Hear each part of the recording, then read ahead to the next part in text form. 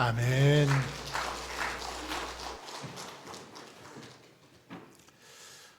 지난 금요일 2월 14일이죠. 혹시 이 날이 무슨 날인지 아십니까? 젊은 사람들은 좀 아실 것 같은데 여러분들은 모를 수도 있습니다. 이 날은 젊은이들 사이에서는 발렌타인 데이라고 합니다. 그래서 여자들이 남자들에게 초콜릿을 선물하는 그런 날입니다. 혹시 초콜릿 받아보셨습니까? 저는 신방하다가 권사님이 주시더라고요. 그래서 초콜릿을 받아서 맛있게 잘 먹었습니다.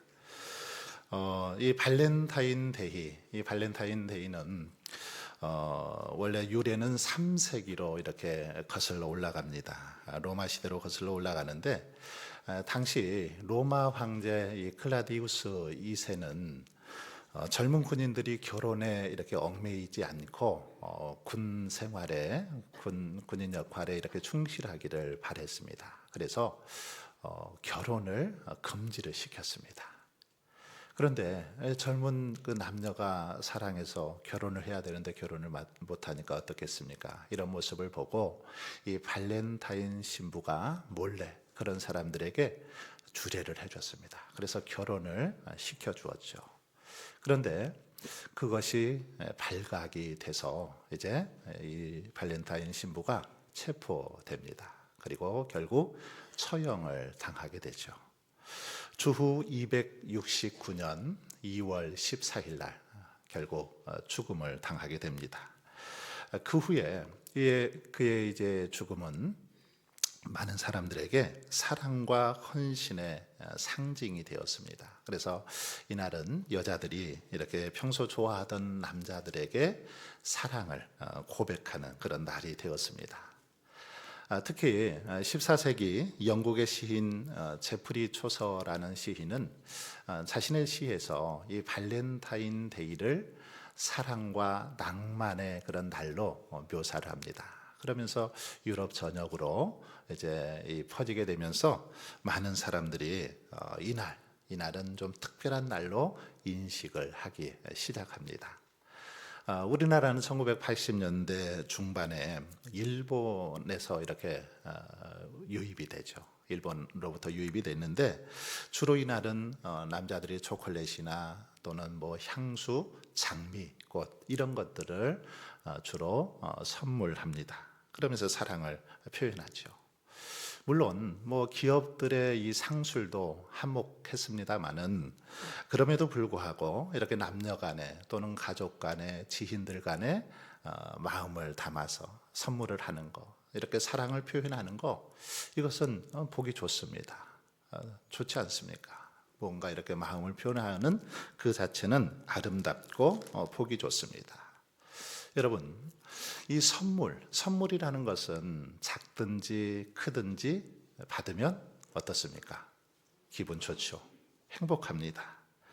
그런데 똑같은 선물이라도 이 선물을 누군가에게 받느냐에 따라서, 누구에게 받느냐에 따라서 그 선물의 어떤 값어치도 또 기쁨도 배가 되는 것을 볼 수 있습니다. 정말 자신이 사랑하고 또는 존경하는 그런 사람에게 이렇게 선물을 받는다. 그러면 이 선물은 훨씬 더 값어치가 있고 의미가 있고 또 더 귀한 것을 볼 수 있습니다.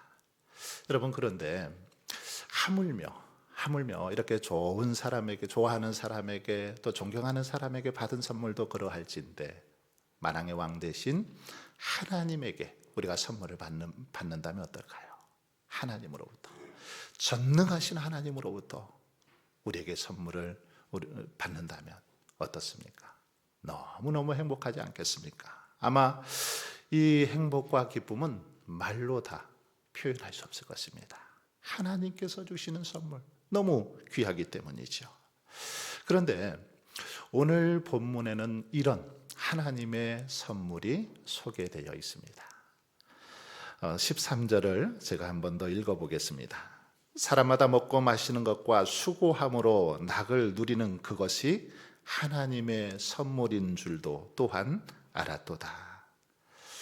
성경을 읽다 보면 하나님의 선물이라는 그 단어가 몇 번 나옵니다. 제가 세보니까 총 5번 나옵니다. 성경에 하나님의 선물이라는 이 단어가 총 5군데 나오는데 그 중에 하나가 오늘 본문입니다. 오늘 본문에서 전도자 바로 솔로몬이죠.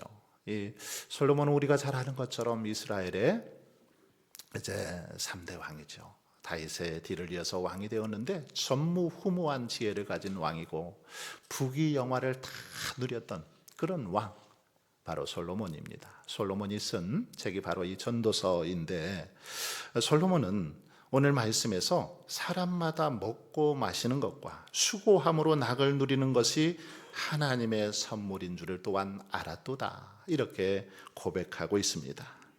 그렇습니다. 먹고 마시는 것과 수고함으로 낙을 누리는 것, 이것은 하나님의 선물입니다. 왜 그럴까요?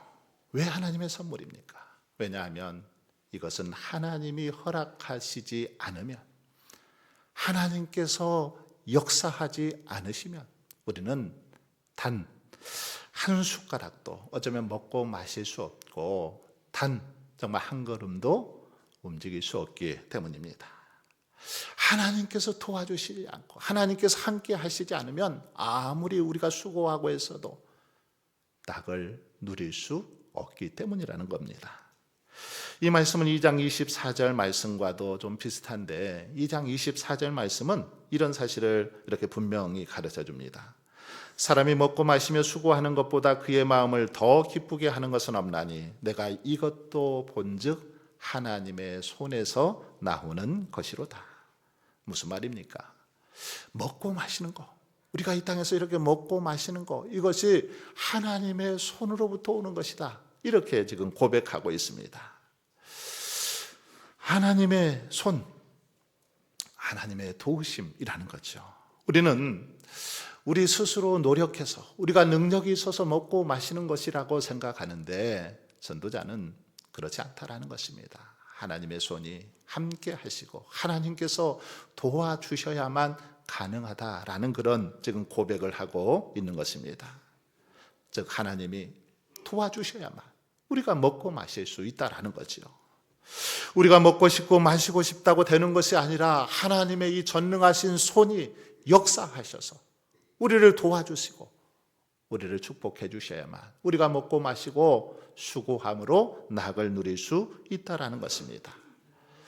사경을 헤매던 분들 아마 이런 경험들 해보셨을 겁니다. 이 밥 한 숟가락, 밥 한 숟가락도 물 한 모금도 정말 하나님께서 기력을 주시고 또 식욕을 주셔야만 먹을 수 있습니다.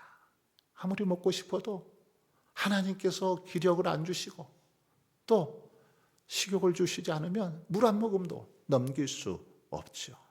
하나님이 도와주셔야만 가능합니다.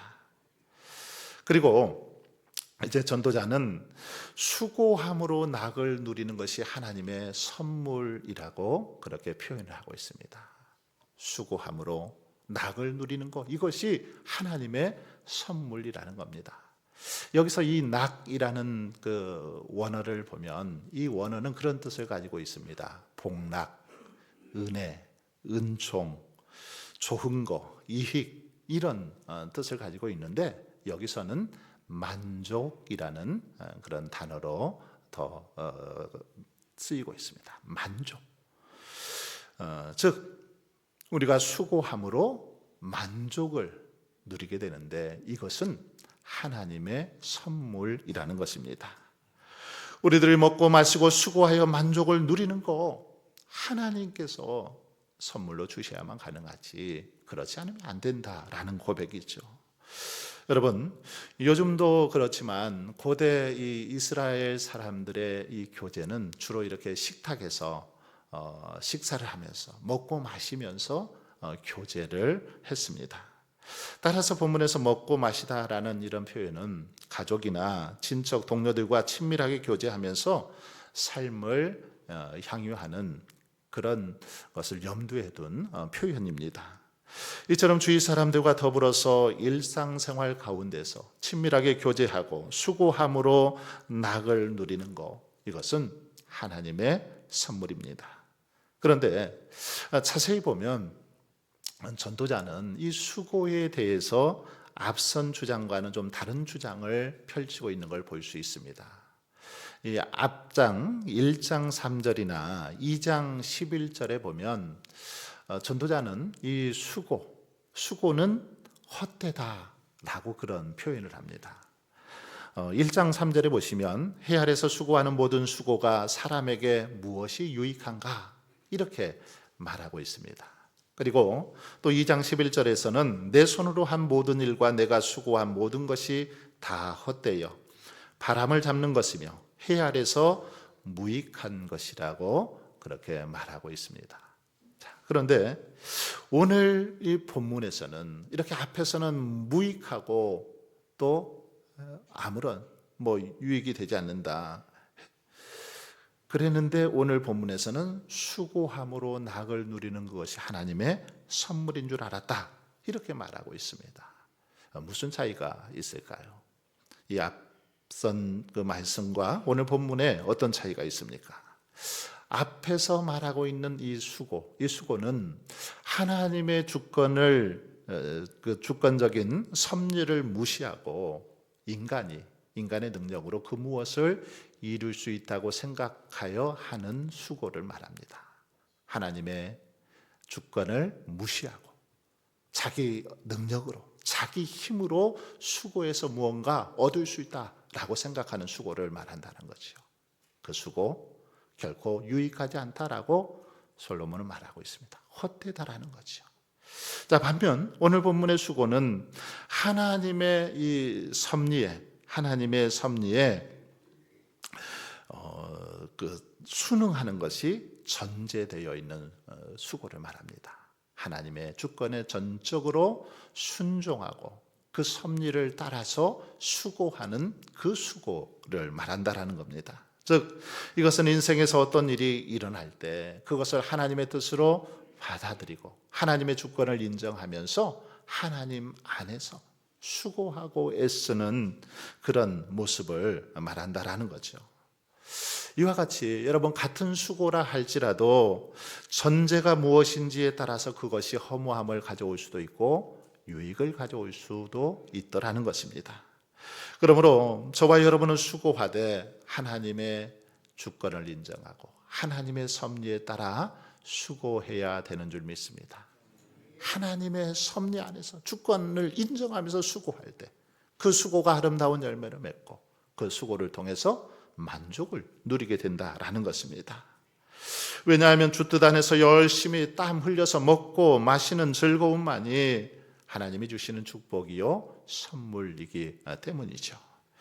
그러므로 우리는 수고하지 않고 얻으려 해서는 안 됩니다. 어쩌면 이것은 도둑심보죠.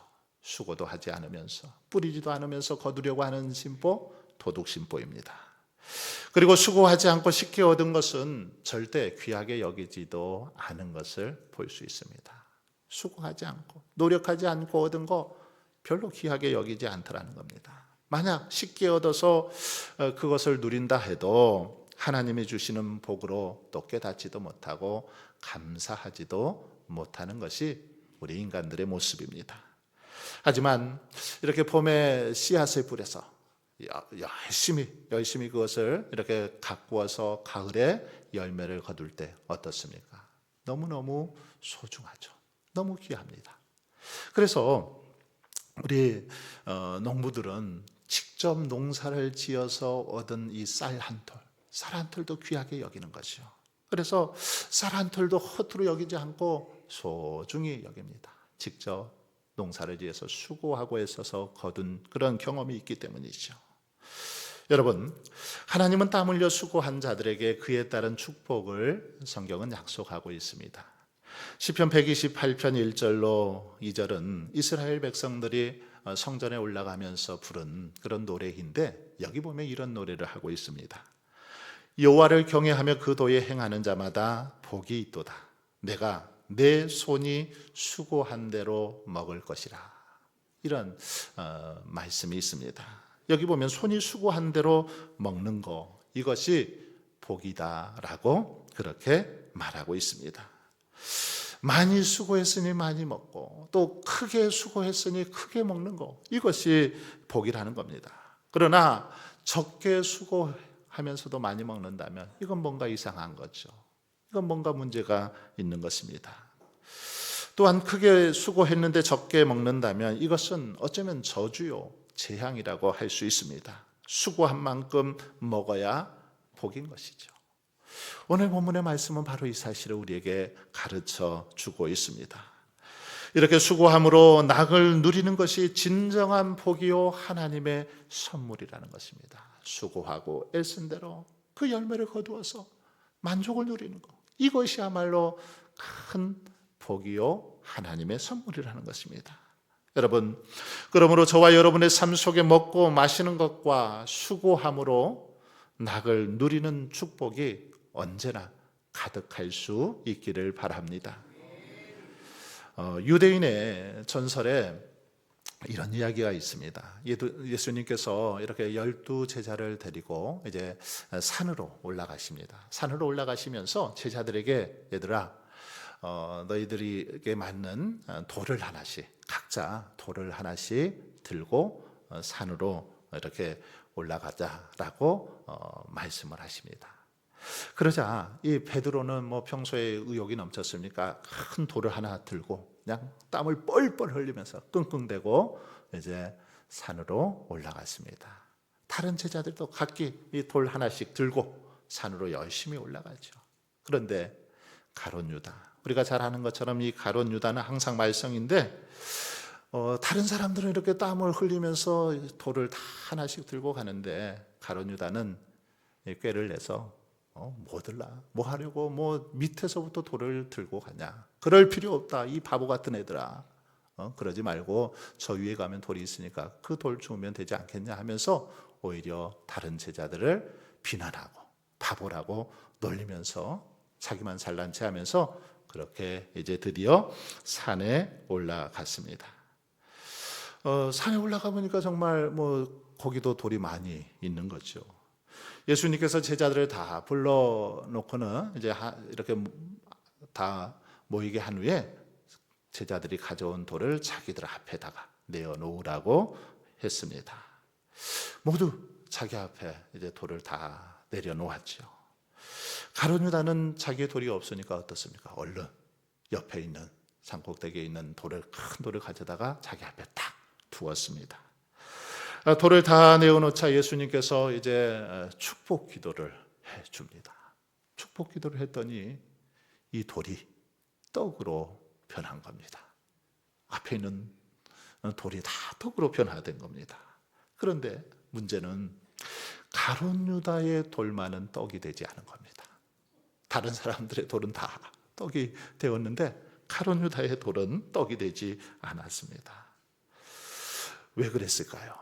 다른 사람들은 다 순종하고 밑에서부터 그렇게 돌을 다 가져와서 그렇게 수고하고 애써서 가져다 놓아서 하나님께서, 우리 주님께서 축복하시고 떡이 되게 하셨는데 가룟 유다는 제멋대로 행동했기 때문에 떡이 되지 않았다라는 거죠. 그래서 다른 사람들은 전부 배불리게 먹고 있는데 가룟 유다는 먹을 것이 없어서 남의 것을 얻어먹는 그런 신세가 되었다라는 이야기가 있습니다. 결국 자기 꾀에 자기가 넘어간 거죠. 여러분, 신앙생활에는 결코 이 잔꾀가 통하지 않습니다. 신앙생활은 주님이 명하신 대로 순종할 뿐이지 자기 멋대로, 자기 생각대로 행동해서는 절대로 안 되는 것입니다. 가룟 유다는 제멋대로 행동했다가 이렇게 큰 낭패를 당한 거죠. 여러분, 이 이야기는 비록 전설이지만 우리에게 아주 중요한 교훈을 가르쳐 줍니다. 그것은 바로 우리가 수고한 대로 먹는다라는 것입니다. 놀고 먹으려 하지 말라는 거지요. 수고한 결과로 얻어지는 것이 복이요 하나님의 선물임을 분명하게 가르쳐 주고 있습니다. 그래서 전도서 이제 5장 19절에 보시면 이런 사실을 분명히 증거합니다. 또한 어떤 사람에게든지 하나님이 재물과 부요를 그에게 주사 능히 누리게 하시며 제 몫을 받아 수고함으로 즐거워하게 하신 것은 하나님의 선물이라. 여기도 보면 하나님의 선물이라는 단어가 나오죠. 전도서에 2번 나옵니다. 그렇습니다. 수고함으로 만족을 누리는 것, 이것은 하나님이 우리에게 허락하신 선물입니다. 여러분, 자, 그렇다면 우리는 이 선물을 받기 위해서 어떤 또 수고를 해야 될까요? 어떤 수고를 해야 이런 귀한 하나님의 선물을 우리가 받아 누릴 수 있습니까? 전도자는 12절에서 이렇게 말하고 있습니다. 사람들이 사는 동안에 기뻐하며 선을 행하는 것보다 더 나은 것이 없는 줄을 내가 알았도다. 우리가 수고하긴 해야 되는데 어떤 수고를 해야 되는지 오늘 본문에서 우리에게 가르쳐 주고 있습니다. 전도자가 깨달은 것은 사람이 사는 동안에 기뻐하며 선을 행하는 것, 이것이 가장 좋은 그런 수고요 방법이라고 지금 말하고 있습니다. 선을 행하는 것, 열심히 선을 행하며 살아가는 것, 이것이야말로 가장 좋은 수고요 방법이라고 그렇게 가르쳐 주고 있습니다. 여기 보면 우리가 추구해야 할 중요한 삶의 가지가 2가지로 그렇게 제시되어 있는데, 하나는 하나님이 주시는 종을 기뻐하는 것이고 또 다른 하나는 능동적으로 선을 행하는 것입니다. 자, 그런데 여기서 선을 행한다라는 게 무슨 말입니까? 선을 행하는 거. 이것은 뭐 남에게 무엇을 조금 이렇게 베풀어 주거나 적선하는 것을 의미하는 것입니까? 무슨 말입니까? 이 성경에서 선을 행한다라는 것은 도덕적이고 그리고 윤리적인 이런 선보다는 훨씬 더 깊습니다. 훨씬 더 깊은 의미가 있고 훨씬 더 넓은 그런 의미를 가지고 있는 걸 볼 수 있습니다. 성경은 하나님께서 나에게 맡겨주신 내 본분, 내 직분 또는 내 역할, 이것을 내 자리에서 최선을 다해서 감당할 때 하나님은 그것을 선이라고 말합니다. 그런 모습을 선하다고, 또 선한 일꾼이라고, 종이라고 표현하고 있는 걸 볼 수 있습니다. 예를 들어서 남편이 남편의 구실을 잘하고 아내가 아내의 구실을 잘하고 또 자녀들이 자녀의 구실을 잘할 때 그 가정은 어떻습니까? 아름답고 선한 가정을 이루어갈 수 있는 것입니다. 교회 안에서 직분자는 직분자로서, 교사는 교사로서 찬양되는 찬양대원으로서의 역할을 다하고 자신에게 맡겨주신 이 직분 또 역할, 이것을 잘 감당하는 것, 이것이 하나님 앞에서 선을 행하는 거라는 말씀입니다. 이것이 이것보다 더 나은 것이 없다라는 거죠. 여러분, 이 멜렌드라고 하는 의사는 브라질 오지에 있는 인디언들이 그렇게 고생을 하면서도 뭐 약 한 번 이렇게 먹지 못해서 질병으로 인해서 죽어간다는 소식을 들었습니다. 그리고 이들은 평생 동안 예수님의 옛자도 들어보지 못하고 죽어간다라는 소식을 듣고 굉장히 좀 안타까웠습니다. 그래서 그가 하나님 앞에 기도하는데 잠이 오질 않는 겁니다. 하나님, 브라질에서 선교사를 필요로 하는데 하나님이요, 정말 필요한 사람을 보내주시옵소서 하면서 그 땅을 놓고 인디언들을 놓고 열심히 기도했습니다. 그런데 기도하다 보니까 하나님께서 그런 음성을 주시는 겁니다. 왜 다른 사람이 가기를 바라느냐? 네가 가면 되지. 네가 가야지. 이런 음성이 계속 들려오는 것입니다. 이 음성을 듣고 곰곰이 생각해 보니까 목사가 가면 이렇게 복음을 전할 수는 있어도 아무래도 환자들을 고치는 데는 좀 어려움이 있을 것 같았습니다. 하지만 자신은 의사였기 때문에 자신이 그곳에 가서 이렇게 환자들을 고쳐주면 훨씬 더 복음도 또 효과적으로 잘 전할 수 있을 것 같다라는 그런 생각이 들었습니다. 그래서 그가 이제 차원에서 선교사로 들어가게 됩니다. 처음 그곳에 도착하니까 인디언들이 그를 보고 백인이 왔다. 그의 이름을 백인이라고 그렇게 불렀습니다. 이 백인이라는 말은 백인을 좀 경원시한 그런 표현이죠. 어떤 겉으로는 공경하는 것처럼 보이지만 속으로는 좀 멀리하고 이렇게 외면하는 그런 표현이죠. 그렇지만 이 멜랜드는 꾸준히 10년 동안을 묵묵히 그곳에서 열심히 의료 선교를 했습니다. 자기한테 치료를 받으러 오지 않으면 자기가 직접 가서 환자들 치료도 해주고 고쳐주었습니다. 그러니까 이제 인디언들의 자신을 부르는 호칭이 바뀌었습니다. 처음에는 백인이라고 불렀는데 나중에는 존경하는 백인 이렇게 바꾸어 불러주었습니다. 존경하는 백인, 백인이지만 참 존경한다라는 거죠.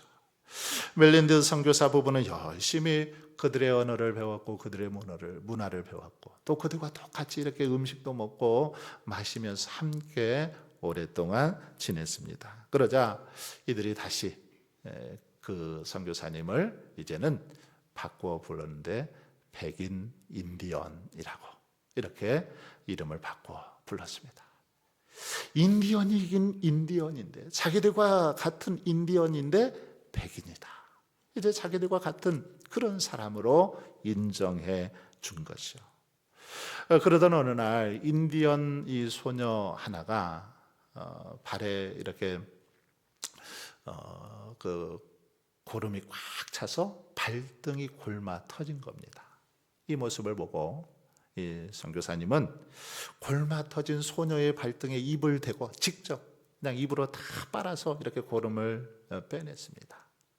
그러니까 고름을 빼내자 그동안 아파서 동동거리던 아이가 그날 저녁에는 잠도 잘 자고 시간이 지나니까 이제 아이가 깨끗이 나아서 뛰어다니며 놀 수 있었습니다. 이 모습을 보고 이후에 사람들은 이제 그의 이름을 이렇게 불렀습니다. 저 사람은 하나님의 사람이다. 하나님의 사람이다. 그래서 그 선교사님을 하나님의 사람이라고 불렀다라는 그런 이야기가 있습니다. 자신의 자리에서 자신에게 주어진 이 선교사라는 그 직분을 묵묵히 감당했더니 최선을 다하고 사명을 잘 감당했더니 그들이 인정해주고 또 칭찬해 주더라는 거죠. 여러분, 이와 같이 우리들이 이 땅에서 선을 행하며 빛과 소금의 사명을 잘 감당할 때에 세상 사람들은 우리들을 향해서 그리스도인이라고 불러줄 것입니다.